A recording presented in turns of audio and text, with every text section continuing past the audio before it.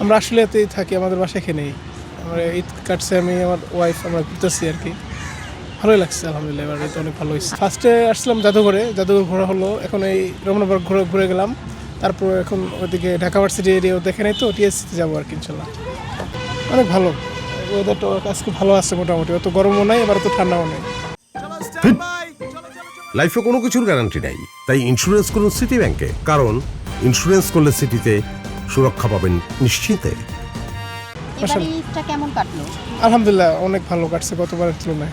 অবশ্যই অনেক পার্থক্য আছে। আমরা ছোটোবেলায় ঈদ করছি একরকম, হ্যাঁ দেখা যাচ্ছে এখন ইন্টারনেটের যুগে আপনার দেখা যাচ্ছে এরকম একটা মজা নেই কিন্তু, ঠিক আছে। আমাদের সময় আমরা ছোটোবেলায় ঈদ হতো, ঈদুল ফিতরের চাঁদ দেখা নিয়ে আমাদের অনেক মজা করতাম। এখনকার এরকম নাই। আগে দেখা যাচ্ছে আমরা পুরা পাড়া মহল্লা সব ছেলে মেয়ে বের হয়ে হাসি তামাশা বা দৌড়াদৌড়ি করতাম। টিভি চ্যানেল বলতে একটা বিটিভি ছিল, ওই বিটিভিটা দেখতাম। বিভিন্ন চ্যানেলের মধ্যে অনেক নাটক আসতো, ঈদের নাটকগুলো দেখা একটা আমরা উৎসবমুখর একটা ব্যবস্থা ছিল। এখন তো চ্যানেলের অভাব নাই, এই জন্য আমরা দেখা গেছে কোন চ্যানেলে কোন নাটক হয় আমরা ওটা দেখি না। কিন্তু আগে আমরা দেখতাম কোন সিনেমা হলে কোন ছবিটা আসবে, হ্যাঁ ঈদের নাটক কোন কোন কোন সিনেমা বিটিভিতে দিবে। গত বছরের যে পুরনো সিনেমাগুলো দেখার জন্য বসে থাকতাম। কিন্তু এখন এরকম নাই, এখন টিভি ওই আগের মতো ঈদ বলেন আর যেটাই বলেন ওই আগের মতো মজাটা নাই। 90-এর দশকে আমরা যেরকম মজা করছি, এই যুগের যারা আছে এরা এরকম একটা করতে পারবে না।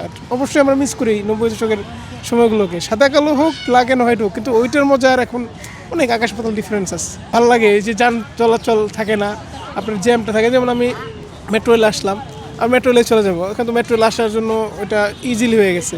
তার আগে যখন এরকম ছিল না, তখন আমরা তো গাড়িতে যাতায়াত করতাম, খুব ফাঁকা থাকতো, ভালো লাগে আর কি। একদম যানজটহীন ঢাকা দেখতে অনেক ভালোই লাগে। তো যখন আবার কর্মব্যস্ত হয়ে যায় তখন আবার ভালো লাগে না, প্রচুর ট্রাফিক জ্যাম।